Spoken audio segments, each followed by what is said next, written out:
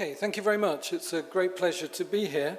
What I'd like to do today is present a short talk, which is part of a longer project that I'm making, which is to think about how intellectuals in the People's Republic, in Poland, in Hungary, and in Czechoslovakia, how they imagined the Soviet Union.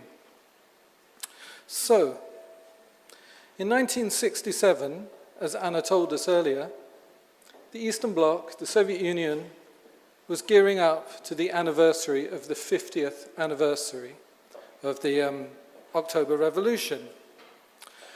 And what's striking about all of the commemorative events that happened in the People's Republics of Poland, Hungary, Czechoslovakia, is that intellectuals were far more preoccupied with the past than with the present or the future. So if you were to pick up a magazine published by artists or designers or for architects, pick up a magazine in Warsaw or in Prague in 1967, you would find that these magazines were filled with discussions of the achievements of the Soviet avant-garde. So here is one example. This is a major Czech art magazine from 1967, and the artist Crowley has adapted a well-known photograph of Tatlin's art assistants working on the timber model for the monument to the Third International. Now, Crowley erases the background, makes it white, and then uses this device to split the ink from black to red on the surface of the magazine. And as our eye leads to the top of the page, we're presented with an image of emptiness, or maybe it's of something like unfulfilled aspiration. And if you think about that year, it's a year of booming triumphs. It's the moment when the Ostankino Tower is opened. It's the world's tallest building, serving the world's largest communication complex. Or the massive hydroelectrical plant in Bratsk in southeast Siberia. Again, a kind of monumental statement of power. Crowley seems to be saying something else. He seems to be pointing to incompleteness and unfinishedness. And I think that this is a kind of provocation. Another example, let's go to Warsaw in 1967 to an exhibition to mark the 50th anniversary. It was called New Art at the Time of the October Revolution. The entrance of the gallery was organized in Warsaw as a kind of agit tram to represent the propaganda works that were produced during the aftermath of the revolution, during the Civil War. So you entered through the gallery, and you entered into this space here, which contained numerous works which make reference to the Soviet avant-garde of the 1920s. If you look carefully, you can see Gans, little kiosk for the countryside. There's Melnikov's designs there. There's Shusev's People's Commissariat of Agriculture. Now, what's interesting about this exhibition is, on the one hand, it's official. It's part of the rehabilitation of modern art and architecture, which had been licensed during the thaw, during the Khrushchev period. But at the same time, the authorities are very nervous about this exhibition. The title originally was planned to be Avant-Garde and Revolution, Avant-Garda I Revolucja. But that title was seen to be too inflammatory, too hot, too prospective. And so officials working, effectively they provided the space, they demanded that this very retrospective, looking back title was selected. Now, the appearance of Tatlin's monument on the cover of this magazine, or its appearance in Warsaw, are just minor episodes, it seems to me, in the afterlife of this mythical structure. As the brilliant and sadly late Svetlana Boym proposed, the monument to the Third International has moved through history in what she calls an off-modern fashion. It doesn't follow the straight lines of progress, but it makes these diagonal serpentine moves like the moves of the knight on a chessboard, which is an idea that she derives from the writings of Shklovsky. So she says, oops, here we go. The off-modern perspective allows us to frame utopian projects as dialectical ruins, not to discard or to frame them, but rather to confront them and incorporate them in our own fleeting present. So how do we incorporate the Soviet avant-garde in the different fleeting presents which followed the 1920s? Oops. The Soviet avant-garde of the 20s, not just Tatlin, but the entire spectrum of activity, provided many examples of these dialectical ruins, or Benjamin might call constellations, in the people's republics of Eastern Europe under communist rule. In Czechoslovakia, for instance, Jerzy Hruza boldly produced in 1967 this book called The Utopian City, and he surveys many speculative projects, including Magnitogorsk, as you see at the top, or the work of Andrei Bunin below. He also looks to his contemporaries. So this is a Czech example by the work of Cadell Honzik. And in this book, he makes a very interesting claim that Svetlana Boym would recognize. He says, in these concepts of utopia, we don't just find the future, but we find escapism from the coarse and prosaic reality of everyday life. It's an ideal dream formed in disillusionment with the present. An ideal dream formed in disillusionment with the present. And I think in a way this engagement with the Soviet past has never been disinterested. It's never just been scholarly or academic. There's a writer, a Hungarian called Eva Forgács, who makes a very provocative claim. She says, Eastern European modernity was invented in the West.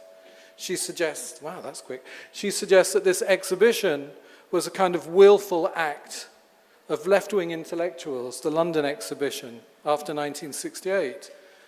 But is that always the case? What's the interest of Eastern European intellectuals in the afterlife of the Soviet experiment? Namely those places in Eastern Europe. So I want to think a little bit, not about 67, but to think about everything after 68. And of course, Eastern European intellectuals in Warsaw and Prague took an increasingly negative view, a negative view of the operations of the Soviet Union. Yet at the same time, their interest in the avant-garde of the 20s was often very expert and very profound. We have researchers all across Central Europe who are coming to Moscow, coming to Leningrad, to discover the Soviet avant-garde from the 50s onwards. Shimon Boyko, you may know, Miroslav Lamach, a Czech writer, later Dusan Konechny publishes this book. And these books are read by artists and architects. They're very keen readers of this material. So we can find examples of architects who become fascinated with examples, models that they derive from the Soviet avant-garde. Cadell Honzik, for instance, late in his life, begins thinking about dom comuni again, communal architecture. And he draws his ideas from various schemes. I make this 8 minutes on my computer, which is timed right from 0. So are you trying to catch up time? Okay. So Domerbia is this form of 3 massive blocks connected by high bridges. And we could find a connection to Barsh and Vladimirov's works from the 20s. Honzik's interesting. I won't talk about him. He writes science fiction. I'm going to cut that. And of course, there's another order of schemes which emerge in the 1970s and 80s, which are explicitly concerned with the past and use the Soviet avant-garde to talk about pastness, the phenomenon of paper architecture, which again I will cut here. I will not describe, but you know very well. We know many examples. Essentially, Avakumov, who we heard earlier, was very involved in this. But this phenomenon of paper architecture is not just a phenomenon of Soviet Russia. We find it throughout the Baltic states. So this is from an exhibition produced in Riga in 1978 by an artist called Borgs, who clearly is revisiting the work of Klutzis, the dynamic city of 1920s. Here is somehow reproduced on the blind end of a gable. It's a clock, it's a public clock, but a clock that speaks of the 1920s perhaps is a clock which has stopped. And then finally, let me just concentrate on one scheme from Hungary. This is the Striker's House.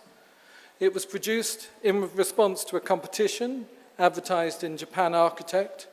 Tadó Andor was the judge. It's by a group of Hungarians, I'll describe in a moment. And it's a kind of unorthodox axonometric drawing. It combines these graphic elements with also some photographic devices low on the bottom. It's an angular structure, black, white, and red wedges, which all seem to be somehow speaking of an industrial materiality. It's a structure which is supposed to turn on a turntable, so it's supposed to be reminiscent of a locomotive. Really, it's a kind of agit train wagon that's been designed by some kind of latter-day constructivist.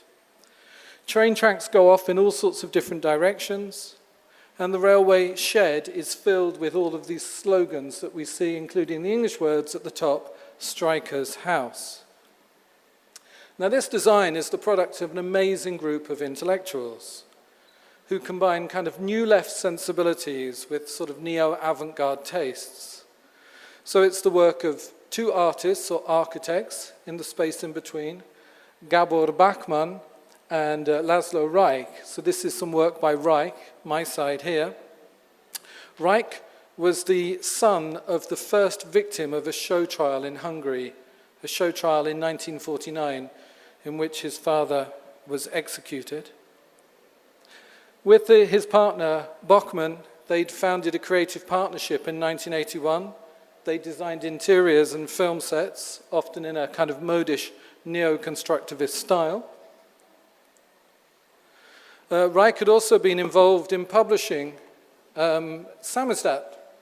So here we have a Hungarian samizdat, an underground magazine, which effectively is a review of the achievements of the Soviet avant-garde. So samizdat constructivism is a kind of strange amalgamation of the late 1970s. They also worked with major dissident writers. George Conrad had been very centrally involved in indicting the communist state for its betrayal of socialism. So we've got underground architects, we've got dissident writers. A very major book was published by another figure in this quartet, which is The Velvet Prison by Miklos Horoszty. So their bona fides are very strong. And what is this about? Well, this piece is a memorial work. It was made in 1984 to commemorate the 5th anniversary of the waves of strikes which had led to the Gdansk Accords, effectively the rise of the Solidarity Trade Union, the Solidarity Trade Union in Poland. And this was a problematic object to make. Reich and Bachmann had to smuggle it out of the country with the help of the American embassy. So again, this is a kind of samizdat architectural design. So what is it? Should we see it as a kind of ironic object? Anti-Soviet politics in a pro-Soviet style? Is that one way of thinking about it? Well, I think it's something else. I think it's about a certain sort of nostalgia for revolutionary politics. And perhaps also a note of envy that in Poland, the intellectuals and the workers had seemed to form some kind of alliance. And I think we can detect a kind of nostalgia or a kind of desire for that alliance in Hungary too. Now, it was never built, but the amazing thing is, it was given kind of material form. This structure was effectively produced as a kind of prop for a film made in the industrial ruins of the Buda gas plant in 1985. It's shot illegally. It's very hard to see here, but we see various industrial workers bashing their implements, their tools to create a kind of cacophony of industrial music. And then over the top we have a commissar delivering a kind of speech. Now, just my very final image is to take us from that moment to see that what happens at the very end of the system. How does this language of the Soviet avant-garde haunts the very end of the system in Eastern Europe? And Bachmann and Reich in June 1989 were commissioned. They were commissioned to produce the setting for a major public event. One of the signs of the weakening hold of the communist leadership in Hungary was that they allowed the reburial of the victims of 1956 to take place. Can we have the image there as well, the film, please? You played the film in the corner. So they organized a ceremony in the center of Budapest, in Heroes Square, and they organized 6 coffins publicly, these wedge-shaped angular forms, organized in front of this neoclassical gallery. They contained the bodies or the remains of the leaders of the uprising. And of course there are lots of echoes here in this design of the 1920s again.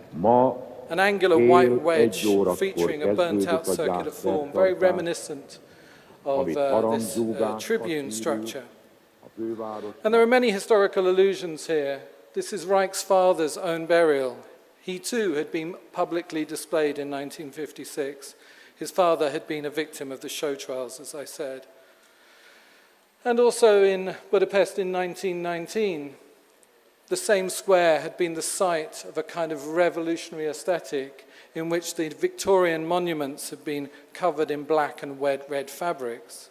So just to finish here, really it's very striking that this event, which marks the end of communist rule in 1989, this reburial of the victims of 56, is full of all of those traces of the beginning. It's as if beginning and end fold together in some fashion. It's as if this event of 1989 is haunted by those ghosts of earlier revolutions. And I suppose maybe one of the questions for us is to think about what other hauntings we might find. Thank you.